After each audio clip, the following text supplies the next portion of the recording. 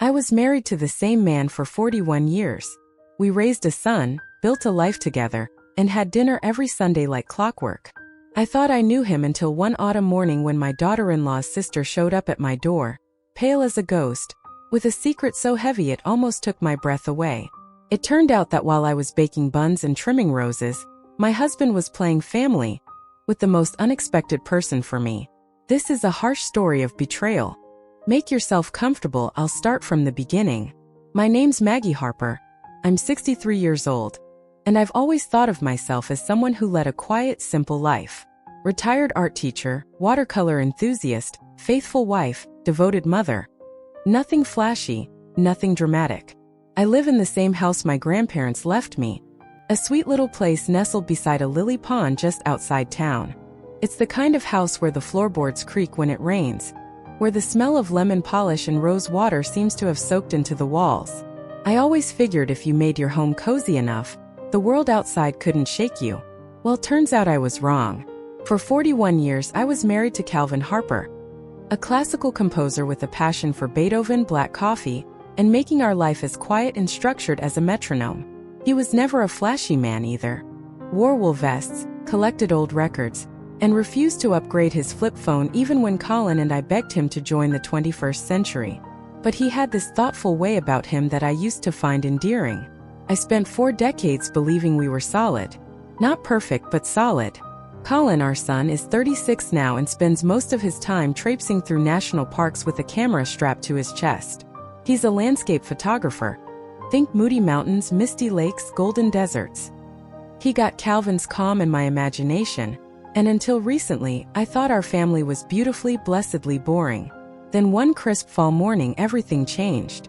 I just finished brewing a pot of Earl Grey, and was setting out a tray of my cranberry orange scones when I heard a soft knock at the front door. I figured it was the mailman dropping off one of those ridiculous catalogs with glow-in-the-dark slippers or novelty dog fountains. Instead, it was Lydia. Now, Lydia is Olivia's older sister. Olivia is Colin's wife, stylish, sharp-tongued, and always dressed like she's about to step into a magazine shoot. Lydia is a quieter type, a yoga instructor who drinks dandelion tea and wears hand-knitted shawls. Sweet girl, though I wouldn't call us close. We exchanged polite conversation at holidays, complimented each other's potluck dishes, that sort of thing. So when she showed up at my door looking pale and shaken, with eyes red from crying and hands trembling like leaves in a breeze, I knew something wasn't right. "Oh, sweetheart," I said, stepping aside. "Come on in. You look like you've seen a ghost." She gave me a wobbly smile and stepped inside. I led her to the sunroom, my favorite spot in the house. Big windows, wicker chairs, a view of the pond where the lily pads float like green saucers. The tea was still warm, and the scones were just cool enough to eat without burning your tongue. I offered her both, and she accepted with a nod, but didn't touch a thing. I don't even know where to start," she said, voice barely above a whisper. "Well," I said gently, "how about from the beginning?" She clutched the teacup like it might anchor her. Her eyes met mine, wide, anxious, searching. "It's Olivia," she said. I nodded slowly. "What about her?" Lydia looked like she was about to burst into tears all over again. "She's been seeing someone else. Behind Colin's back." My first instinct was disbelief. Not Olivia. Not the picture-perfect wife who baked gluten-free muffins and shared filtered photos of their golden retriever. But the look on Lydia's face told me it was no gossip. This was heavier. This was truth. I took a deep breath. "Who?" Lydia swallowed hard. "It's Calvin." Now, I've been through a lot in my life. I've faced budget cuts, lost friends, cleaned exploded paint from the ceiling tiles in a high school classroom. But I have never felt the kind of silence that followed those words. My Calvin. My husband. My partner through over 4 decades of birthdays, Christmas trees, and garden soil under the nails. I must have looked like I'd been slapped. Lydia rushed to explain. "I saw them," she said quickly, "at that little cafe by the gallery. They were holding hands, laughing, whispering. It wasn't a misunderstanding." I looked out the window at the pond. The lilies drifted peacefully in the water, like they had no idea the world was falling apart just inside the glass. "I confronted her," Lydia said. She laughed. She said Calvin deserves someone more exciting. That you'd get over it eventually. I didn't cry. Not then. Not even a sniffle. I just sat there, letting the steam rise from my tea and the rage settle into something cold. Because I knew one thing for certain. They thought I was soft, sweet, harmless. They were wrong. It wasn't just any affair. Olivia was having one with Calvin, my husband, my son's wife. When Lydia said those words, it was like the world tilted sideways. I felt the air leave the room, like someone had opened a window during a storm and let all the warmth out. My stomach dropped straight into my slippers. For a moment, I thought maybe I'd misheard her. I wanted to ask her to repeat it, but I knew what I'd heard. She said it again, slower. Maggie, it's Calvin. I didn't cry. I didn't scream. I just stared out the window at the pond while the tea went cold in my cup and my scone sat untouched on its little floral plate. She explained that she'd seen them at a cafe, the one near the conservatory, where Calvin's rehearsal hall is. I knew the one. Quaint little place with art on the walls and mismatched chairs that are somehow charming when you're not watching your husband canoodle with your daughter-in-law in one of them. They were sitting in the corner booth, she said, holding hands, whispering. He kissed her cheek, then her neck. I gripped the edge of the table, my wedding ring suddenly too heavy, pressed into my finger like it didn't belong there anymore. It felt like my life had turned into a scene from someone else's drama. Something that might happen to a friend of a friend, or someone on daytime television. But it was happening to me, in my home, with my family. Lydia was crying again. I confronted her. I had to. I finally looked at her. What did she say? She wiped her nose and shook her head. She laughed. Said you were too old to understand him. Said he needed someone lively. That she was doing you a favor. That girl always did think she was doing the world a favor. She also said she's going to make sure you get nothing in the divorce, Lydia added quietly. That was when something inside me shifted. It wasn't just sadness. It wasn't even heartbreak. It was rage, slow burning and cold. A quiet kind of fury that doesn't rush to the surface, but simmers just under the skin, steady as a heartbeat. I'd given this man over 40 years of my life. Packed his lunch when he was late to rehearsals, held his hand at funerals, sat through his dry-as-toast string quartet experiments and told him they were interesting. I built a life with him brick by emotional brick. And now he was tossing it all away for someone who couldn't name a single composer outside of Mozart and uses phrases like vibe shift without irony. He didn't even have the decency to be honest. To come to me like a man and say he was unhappy or struggling or bored, or whatever excuse he clung to when he kissed her in public like we didn't share a mortgage and a child. The betrayal wasn't just in the act. It was in the cowardice. Still, I didn't lose my composure. That's not who I am. I stood, walked over to the kettle, and reheated the water. As it began to whistle, I turned to Lydia and said calmly, "Thank you for telling me, sweetheart. I mean that." She looked surprised. Maybe she expected me to throw something or fall apart. But no, I poured us both a fresh cup and even added a cinnamon stick to hers for comfort. Because that's what I do, I take care of people. Even when I'm broken. But while I smiled and stirred the tea, something in me had already begun planning. I didn't confront either of them. Not yet. There's power in pretending. And I knew that once the truth was out in the open, my advantage would vanish. So I told Lydia I needed time to think. She promised to keep what she knew to herself, bless her. Olivia had no idea her sister had already spilled the beans. That little gap in their communication turned out to be my biggest gift. Instead of reacting, I did what I've always done when life twists the knife. I painted. But not the soft, dreamy landscapes I was used to. No, this time the colors were cooler, harsher. My brushstrokes weren't about expression. They were about focus. Each canvas gave me space to think. Each layer of paint was like building armor. Meanwhile, I played my role to perfection. I watched Calvin come and go, clocked his new cologne, one I hadn't bought him. Something musky, too bold for someone who used to smell like cedarwood and peppermint shampoo. He started humming in the mornings again. That old smug hum of his that I hadn't heard since the early 90s. I'd ask him how rehearsal went, and he'd answer too quickly, eyes darting just enough for me to catch it. Not lying well, just lying lazily. I cooked his favorite meals, chicken pot pie, green beans with garlic, that lemon tart he once requested 3 weeks in a row. He said thank you every time, as if politeness could cancel betrayal. I made small talk. I offered to do his laundry. I even stitched the button back on his rehearsal coat like the doting wife he still thought I was. And Sunday dinners? I made sure they went off without a hitch. Olivia arrived with that overdone grin, clicking around in her stilettos and flouncing through my kitchen like she owned the backsplash. She complimented my table settings, brought wine in bottles too expensive for her budget, and sat across from Calvin like butter wouldn't melt in her mouth. I poured her wine. I asked about her latest blog post. I even laughed at one of her recycled jokes, something about a kombucha accident in her Himalayan salt lamp. She was charming. She was calculated. And I let her believe I hadn't noticed a thing. But behind the scenes I was gathering. Quietly. Methodically. I started keeping a journal. Not the Dear Diary kind, but a leather-bound ledger tucked behind the gardening books on the second shelf. Inside, dates, times, receipts, little oddities.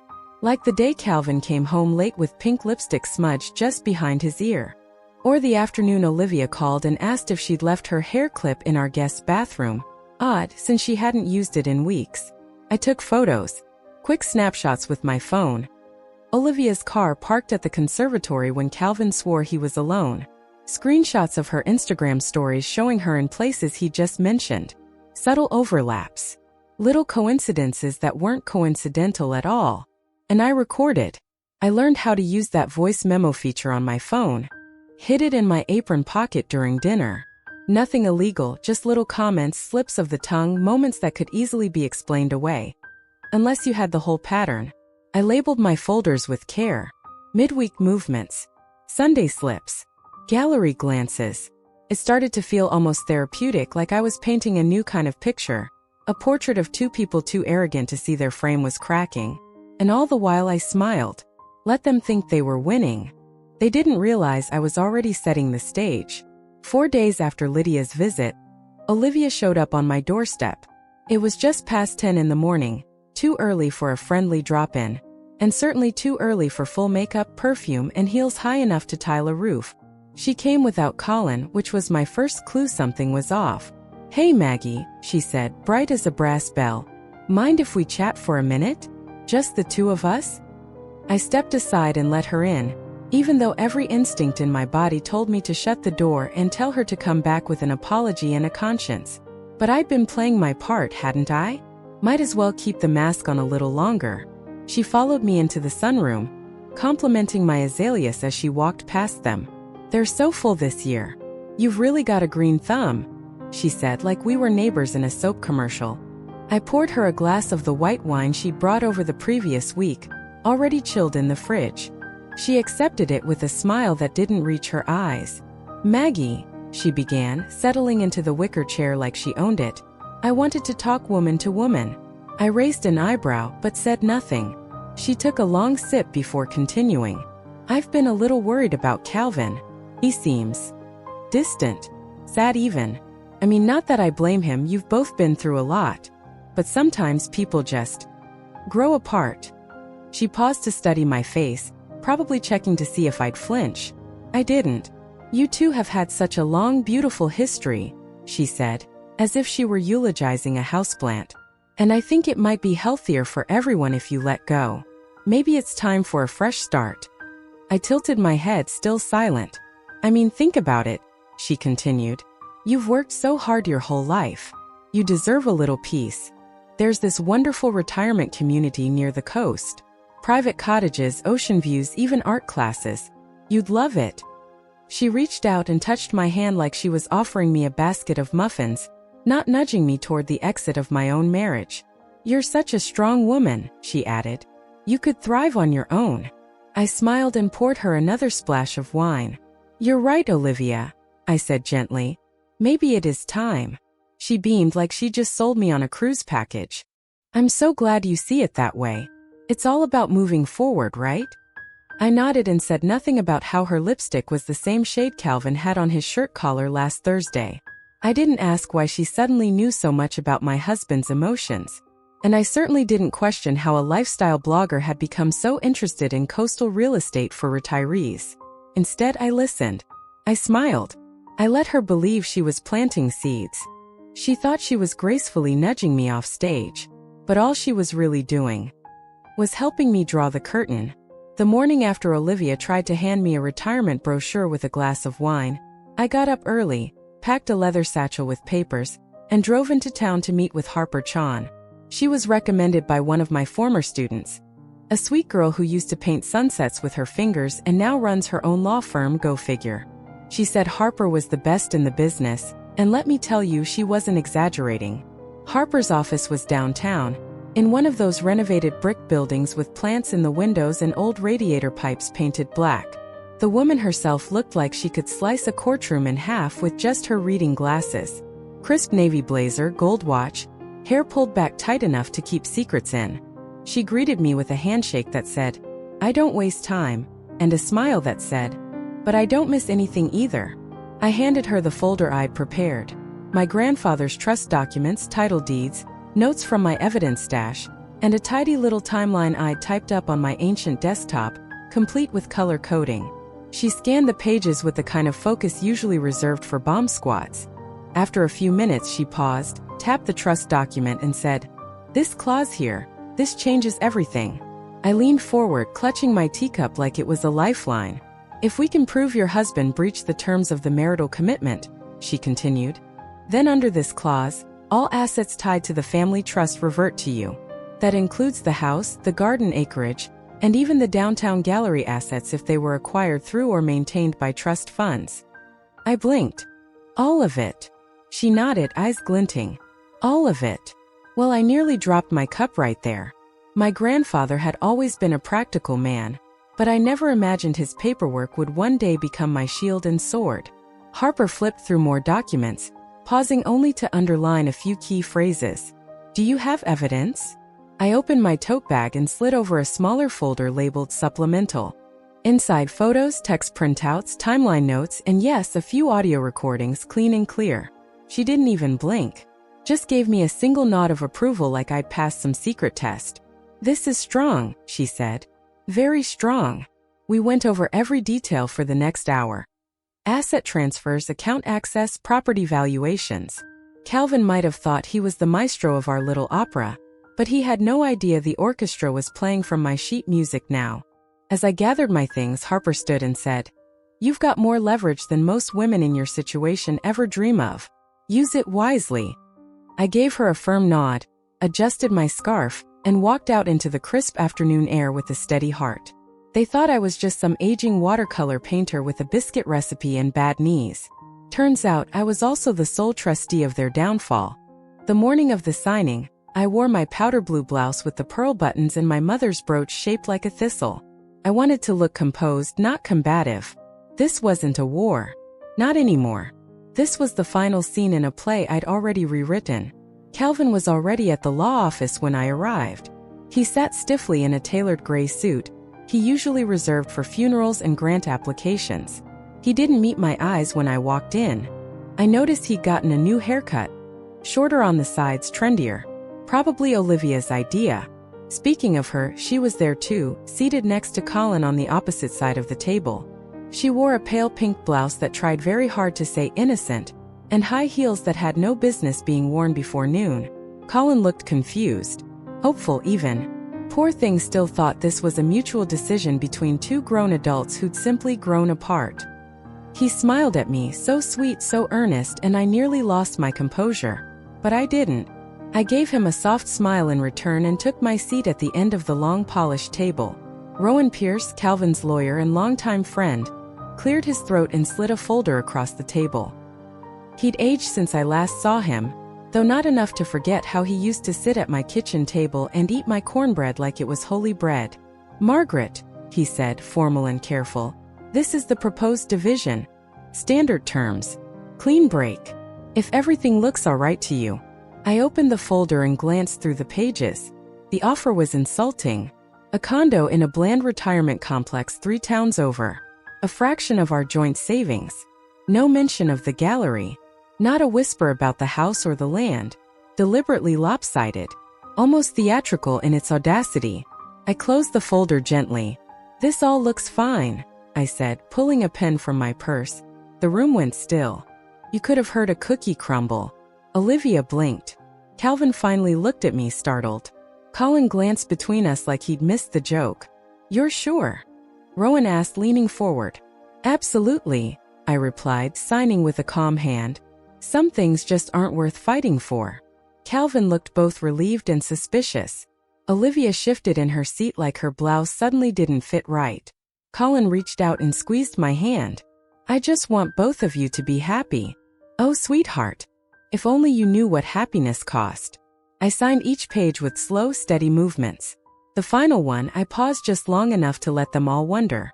Then I set the pen down and gave a small smile to the room. Thank you, I said. I think this will give everyone the space they need. I stood, collected my bag, and walked out with my head held high. They thought I'd accepted defeat. But all I'd done was sign the first act of their undoing. 1 week after the signing, I opened my front door to find Colin standing on the porch, his shoulders slumped, his eyes red-rimmed and hollow. He looked like a boy again, my sweet, freckle-faced son who used to run home crying after losing at kickball. Mom, he said, voice barely above a whisper. Can I come in? Of course I let him in. I didn't ask questions. I didn't push. I just put the kettle on and warmed up a scone in the oven, the way I always did when he was little. He sat at the sunroom table, hands shaking slightly, and stared out at the pond like it might offer him answers. Lydia told me everything, he said finally, eyes welling. I didn't want to believe it. But I confronted Olivia. She didn't even deny it. Just said she thought I already knew. He paused, rubbed at his eyes. She said she never loved me. Hearing that broke me in ways I didn't expect. I'd spent weeks bracing myself for betrayal, but seeing it hit my son, my beautiful, open-hearted Colin, was a different kind of ache. I sat beside him, took his hand, and told him everything. How I found out. How Lydia came to me. How I gathered evidence and planned step by quiet step. I told him about the trust. The signing. The smile I wore while handing Calvin the rope he didn't know he was holding. We cried. Together. Then, in true Harper fashion, we laughed. Laughed until our sides hurt, at the absurdity, the arrogance, the fact that Olivia thought she could talk me into a retirement condo while gallivanting around with my husband. Then Colin did something he hadn't done in years. He hugged me. One of those long, tight, bone-deep hugs he used to give me after nightmares. And I held him right back, rocking him slightly, just like I did when he was 5 and scraped his knee on the driveway. That same week the phone rang. It was Calvin. He didn't even say hello. Just launched in, breathless and frantic. Margaret, he snapped. Rowan just went through the trust again. That clause about the infidelity and the assets, you planned this. There was something pitiful about how surprised he sounded. As if the man who'd lied to me in my own home, smiled across the dinner table while plotting a new life behind my back, couldn't fathom that I might outmaneuver him. Yes, Calvin, I said, calm as chamomile. I did. Silence. You did this alone? I smiled into the receiver. I always did the hard work alone, Calvin. You were just too used to me making it look easy. He sputtered something about legal challenges, but I stopped him. You signed.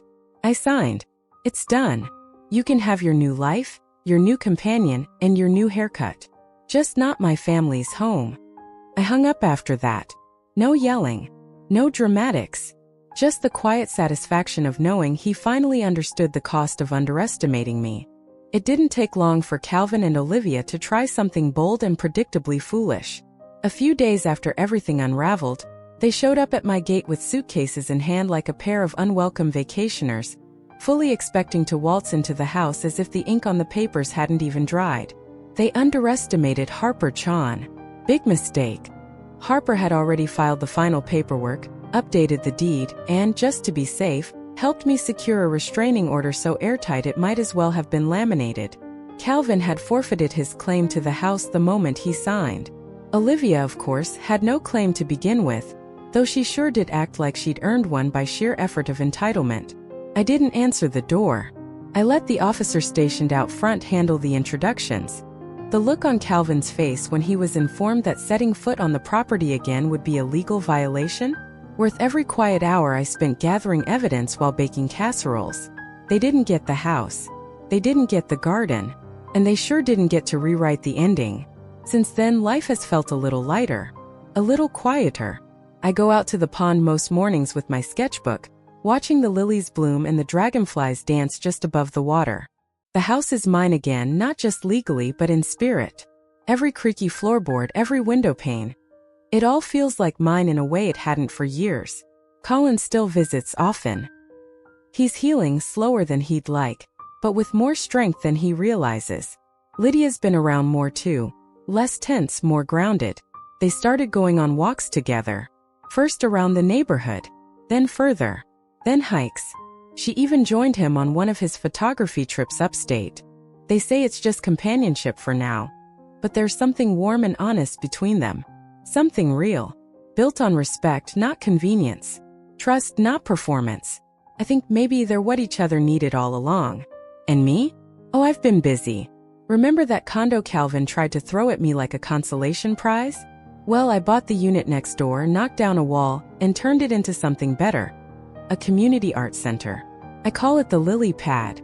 We have watercolor classes on Wednesdays, pottery on weekends, and a rotating wall where locals can show off their work. Last week, a sweet girl named Ella painted a cat so realistic I tried to shoo it off the windowsill. The best part? It's filled with laughter. Not the hollow, too loud kind Olivia was so fond of, but the quiet chuckles that come from people who feel safe, seen, and valued. Sometimes folks ask if I miss Calvin, if I feel sad about how things turned out. I tell them no, because they thought they'd taken everything from me, that they'd outplayed me. But letting them believe they'd won? Well, that was their biggest mistake. Share your thoughts in the comments. What's the most clever, non-destructive revenge you've ever seen or heard of? If you liked the story, subscribe to the channel and give us a like.